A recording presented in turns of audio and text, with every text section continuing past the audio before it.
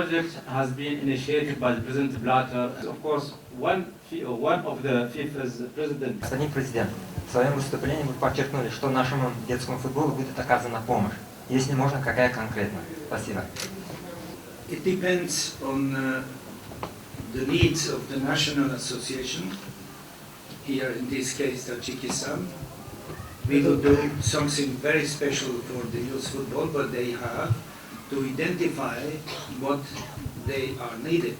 За 2 года работы нового состава Федерации футбола в республике открыто 16 детских футбольных школ.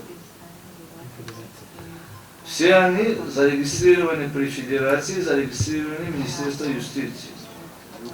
И все тренера, которые работают в каждой детской школе, получают зарплаты со стороны Федерации футбола республики. Со стороны Федерации футбола республики обеспечивается полный комплект, начиная от мячей, кончая до футбольной принадлежности, всем мальчишкам, девчонкам, которые играют в этих детских школах.